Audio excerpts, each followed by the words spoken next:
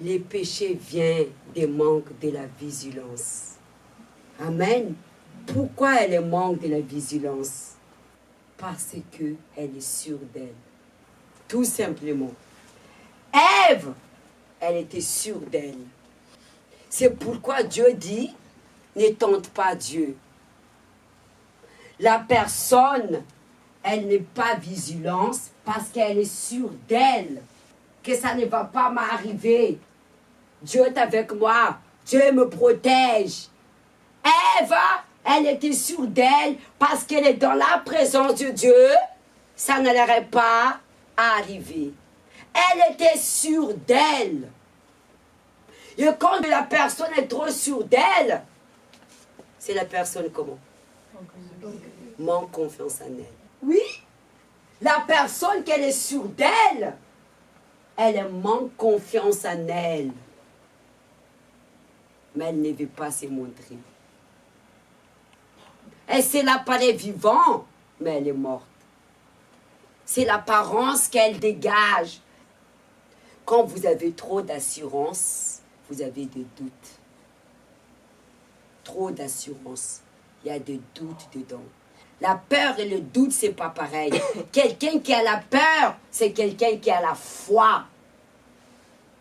Mais quelqu'un qui a les doutes, elle est trop d'assurance. Moi, j'ai la foi en Dieu. Mais Dieu me dit, traverse cette montagne. Je regarde la situation, j'ai la peur. Mais ça ne veut pas dire que je n'ai pas la foi. Parce qu'elle va surmonter sa peur à travers la foi. Vous, les jeunes, vous avez regardé le film de David aujourd'hui. Oui. David, il avait confiance en Dieu, mais il avait la peur. La peur vient de comment? La peur vient que tu regardes la situation et tu regardes ton état. Mais tu t'es dit, je vais parce que Dieu est avec moi. Ça, c'est la foi. Ça, c'est la foi. Trop d'assurance, c'est les doutes. Manque de vigilance, trop sûr d'elle. Ça ne va jamais m'arriver.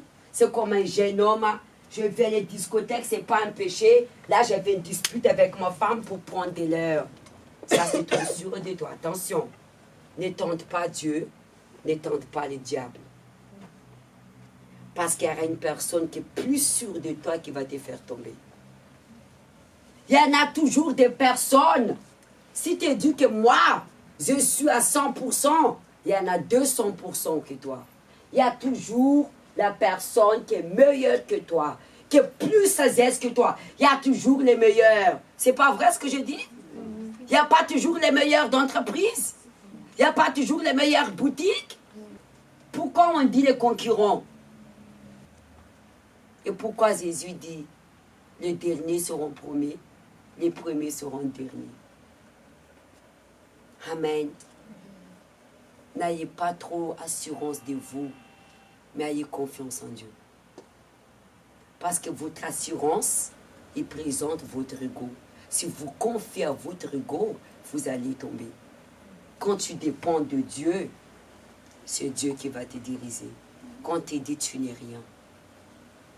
Pourquoi Jésus, il a fait grande différence de son humilité? Et tout le monde était dans l'étonnement. Mais qui l'enseigne? Parce que Jésus, il s'est dit toujours, je ne suis rien. Et c'est là la gloire de Dieu va manifester en toi. Quand tu dis que tu es quelque chose, il va te rabaisser. Tu n'es rien. Dis, je ne suis rien. Je ne suis rien. Je ne suis rien. C'est pas écrit que si tu diminues, Jésus fait croître en toi. Et si tu essayes d'élever, il va te rabaisser. Le royaume de Dieu pour ceux qui sont plus petits. Ceux qui sont plus petits, ce sont eux qui sont plus grands dans le royaume de cieux. Amen. Amen. Gardez la foi. Cette foi, c'est l'assurance dans la dépendance totale en Dieu. La personne parfois dit, c'est quoi la foi, c'est quoi l'assurance? La foi, l'assurance, c'est l'espérance et la dépendance totale en Dieu. Tant que la personne, elle s'appuie quelque part, elle n'a pas la dépendance totale en vrai Dieu. Ouvrez la Bible dans Genèse 3. Parce que Ève ici, c'était orgueilleux, l'orgueil. Elle était trop sûre d'elle. Jésus n'a pas dit, si tu crois que tu es debout, tu es déjà tombé. Trop sûre d'elle que ça n'allait pas arriver. Ève, elle ne s'attendait pas qu'elle serait tombée. Mais crois-moi, si Ève, elle était humble, je ne crois pas que Dieu l'ait réprouvée. Dieu nous prouve qu'on est orgueilleux. Je ne crois pas que Dieu l'aurait réprouvé. Dieu nous permet des preuves pour nous approuver à nous-mêmes. Tu connais le tas de ton orgueil dans les épreuves. Dieu lui permet des preuves pour nous approuver à soi-même la qualité de votre foi. C'est dans l'épreuve qu'on reconnaît la qualité de notre foi. C'est pas quand c'est tout, tout va bien. Et Dieu a prouvé à Ève, tu es trop sûr de toi, mais tu es faible. Regarde, tu es tombé. Même si tu es sûr de toi, apprenez, dépendez de Dieu. C'est pas comme ça que les gens sont tombés. Ils sont trop sûrs d'eux parce qu'ils dépendent de leur bien, de leur argent. Personne ne va dire que je vais tomber un jour. Personne ne va penser à ça. Tout le monde il commence dans la vie et ne pense jamais que je vais tomber devant. Sinon, on ne va pas faire des efforts. Sinon, on ne va pas avancer. C'est mauvais. C'est pas mauvais. Mais tu dois dépendre de celui qui est en haut. Parce que c'est lui qui t'a créé. Toi, tu connais qu'aujourd'hui, ce que tu vois, mais tu ne vois pas les choses dans un invisible. Tu assures toi ton destin. Tu assures toi ton lendemain. Ton lendemain, est-ce que tu assures? Non. Non. Arrête d'être sûr de toi, mais dis-toi qui t'a créé. Tu es trop sûr de toi. Qui t'a créé? Fais attention avec ça. Que Dieu ne va jamais m'abandonner. Dieu ne va jamais permettre mon humiliation. Fais très attention. L'assurance que tu peux l'avoir, tu peux le dire que Dieu ne va jamais m'abandonner si tu te soumets à sa volonté. Dieu n'a pas de préférence comme l'homme. Et Dieu n'a pas de différence. Préférence et différence. C'est ce qui fait la différence, c'est la manière comment tu te donnes à lui. Il n'a pas dit dans sa parole, la façon que tu me mesures, je te mesure pareil.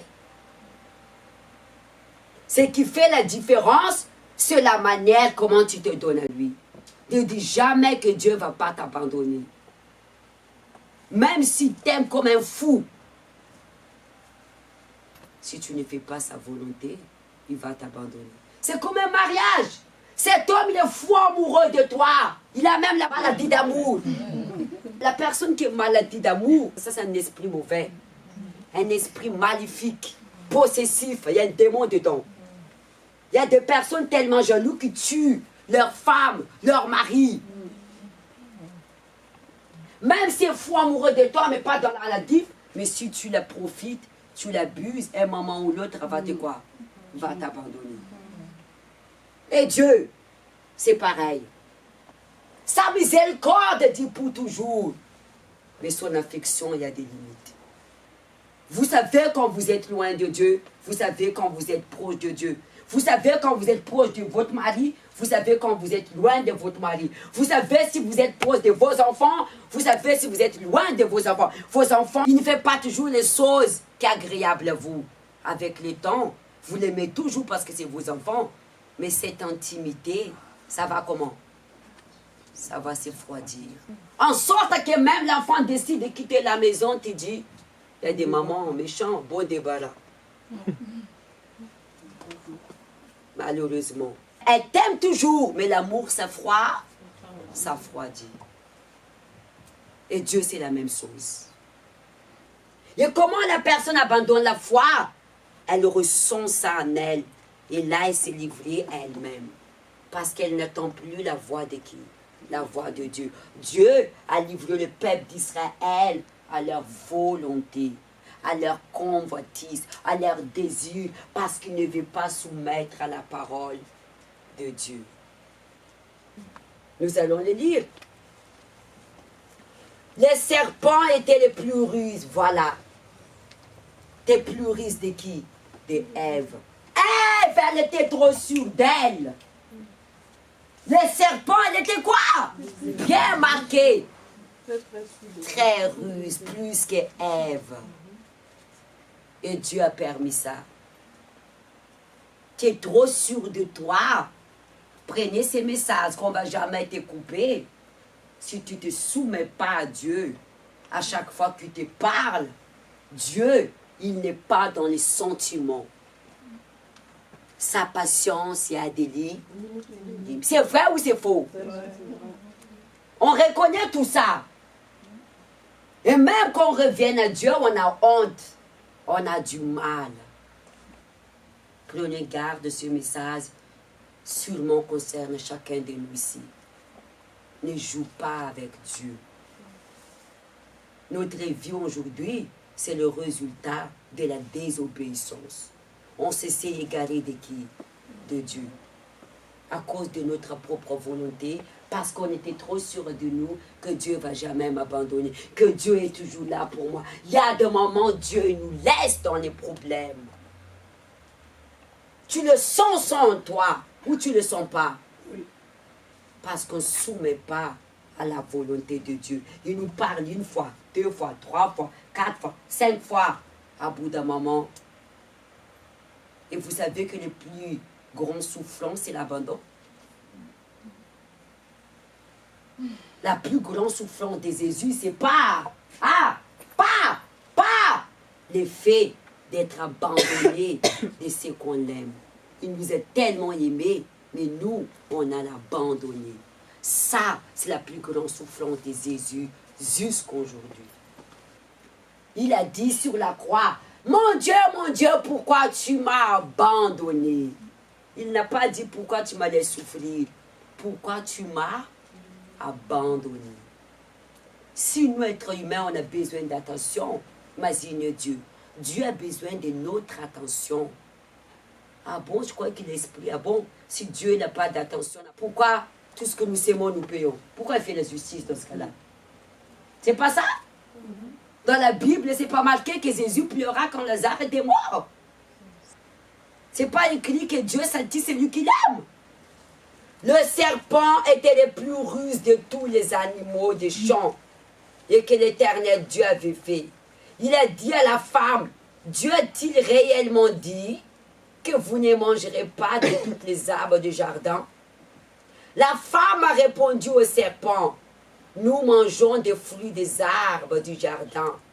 Mais quand on fruit de l'arbre qui est au milieu du jardin, Dieu a dit, vous ne mangerez point. Elle s'est montrée forte. En fait, Ève, c'est pas le serpent qu'elle a tenté. Elle a tenté qui? Le propre Dieu. Elle a tenté Dieu. Comment elle a tenté Dieu? La parole. Dieu a dit de ne pas toucher, et toi tu touches. Tu es en train de tenter la parole de Dieu. La parole de Dieu, si vous tentez, elle devient serpent. Oui. Moïse, quand il était dans le désert, Dieu a dit quoi? Qui est-il dans ta main? La verge. Jette-le par terre et devient quoi? Serpent. Saisis-le par la queue. La foi que vous avez, il faut faire attention avec. Elle peut vous maudire, elle peut vous bénir.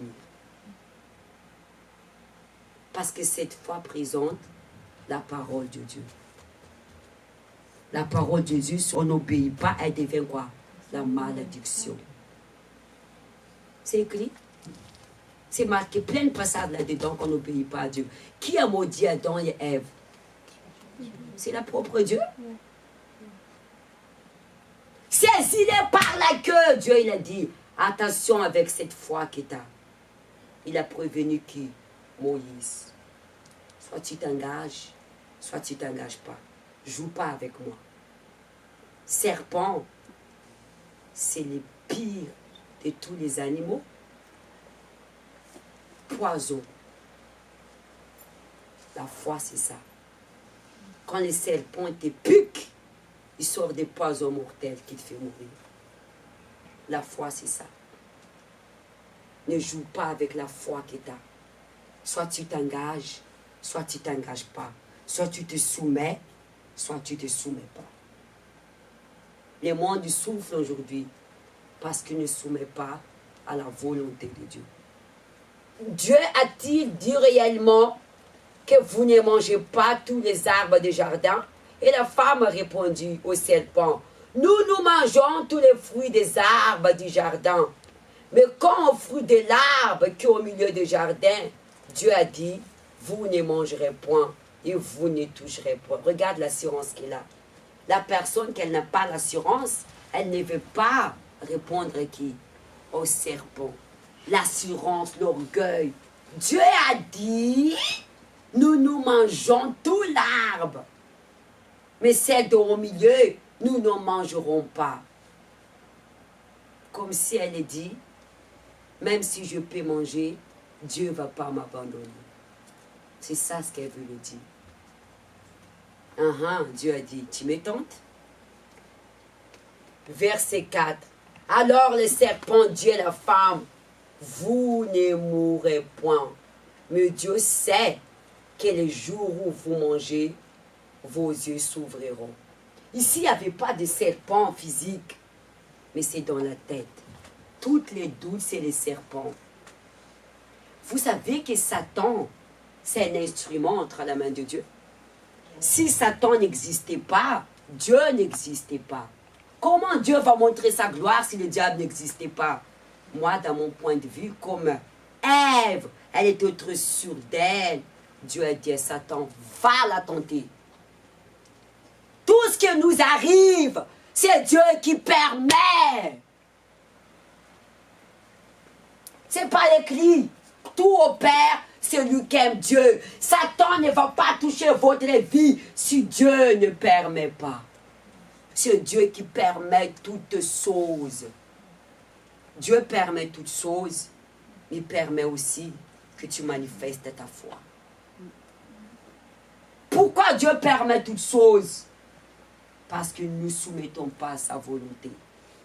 Comme si Ève ici, c'est que Dieu a tout donné, ça ne satisfait plus pour elle. Elle a envie de voir autre chose. Elle a envie de goûter cette table. Les autres, elle connaît tout. Ève, elle n'était plus satisfaite de ce que Dieu donnait. Elle avait tout ce qu'il faut.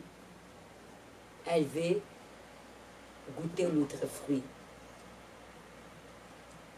C'est comme ça les péchés rentrent. La personne n'est plus satisfaite de ce qu'elle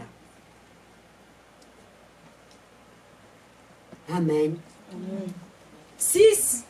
Alors, mais Dieu sait que le jour où vous mangerez, vos yeux s'ouvrent et que vous serez comme Dieu, connaissez les biens et les mal. Aujourd'hui, nous devenons Dieu parce qu'on connaît les biens et les mal. Et c'est pour ça que la pensée de l'homme va toujours vers les biens ou vers les mal. Vers les mal. Elle s'est grandie, son intelligence vers les mal. Par exemple, la femme qui ne pouvait pas avoir un enfant, faire des vitrons. Est-ce que ça, c'est naturel? Tout ce qui est super scientifique, tout ça, c'est plus naturel. Nous vivons dehors des naturels. À cause de quoi? Savoir à bien et les mal. Parce que le but de Satan, que nous puissions savoir les biens et les mal. Quel est son but? Pour que vous ne dépendez plus de Dieu. Vous devenez Dieu. Plus besoin de Dieu. C'est ça, ça veut dire. Plus besoin de Dieu. Il ne faut plus dépendre de Dieu. La personne, elle est tombée dans les ruses du diable. C'est Dieu qui a créé toutes choses. Regardez les personnes intelligentes. Ou les personnes qui ils ont tout ce qu'il faut. Ils ont besoin de Dieu? Non. Non. Tes plus besoins dépendent de Dieu. Tu n'as pas besoin de Dieu pour réussir, pour gagner l'argent. Parce que la personne est devenue Dieu. Savoir les biens et les mal. Et son intelligence, ça développe. Et le raisonnement, c'est comparé dans l'intelligence. Pourquoi Dieu dit, mon juste vivra par la foi. Et le juste vivra par sa foi. Le juste, c'est celui qui fait sa volonté. Il vivra par son intelligence. Mais mon juste à moi qui fait ma volonté, il dépendra de moi. C'est ça, ça veut dire. Notre volonté, nous finit toujours par cogner quoi? Le mur. Qui était le plus riche, qui avait plus de sagesse? Salomon. Mais il est tombé. Parce qu'il était trop sûr de lui. Même Jésus-Christ, qui était fils de Dieu, il a laissé son pouvoir. Il dépendait de qui? Du Père. Il y avait plus que sagesse que Salomon. Qui était les très puissantes que Dieu a utilisé beaucoup avant? Samson. Il est tombé. Parce qu'il s'est confié en lui. Mais qui vous a donné cette capacité? C'est Dieu. Et la personne maintenant, elle détourne de celui qui a donné ça. Au lieu d'adorer la créateur, elle va adorer la création, ce que Dieu a créé. Elle va adorer son vêtement, elle va adorer son mari, elle va adorer son travail. Mais qui a créé toutes choses? C'est Dieu. Et nous souffrons. La femme a vu que l'arbre était bon à manger, agréable. Elle a vu qu'il était précieux pour ouvrir l'intelligence. Regarde, les péchés nous ouvrent quoi? L'intelligence. 6. La femme a vu que l'arbre était bon à manger, agréable. Elle a vu qu'il était précieux pour ouvrir l'intelligence. Elle prit son fruit, elle mange. Elle a donné aussi à son mari, était auprès d'elle. Fermez la Bible. Elle a donné même à son mari. Ça veut dire, quand vous ne portez pas de fruits, votre famille ne bénéficie pas non plus. Dieu vous a appelé pour être une source de vie. Elle a pris les fruits, elle a donné aussi son mari. Vous ne pouvez pas donner ce que vous n'avez pas. Ce que vous avez, c'est que vous allez transmettre à votre famille. C'est comme ça la malédiction est venue. Dans la famille, personne n'arrive à se marier. Les grands-pères, lui ou non, elle a 7 femmes. Les grands-mères, 7 fois divorcées. Ça suit. Parce qu'elle ne peut pas donner ce qu'elle n'en a pas. C'est là rentre la malédiction. Sois vigilante. C'est ça le message de Dieu. Ne soyez pas trop sûr de toi. Sois vigilant. Veille. Surtout dans la vie sentimentale, il faut faire très attention. Ça parle du cœur. Le cœur est centre à l'amour. Sois vigilante. Ne tombe pas dans les ruses du diable. C'est ça le message.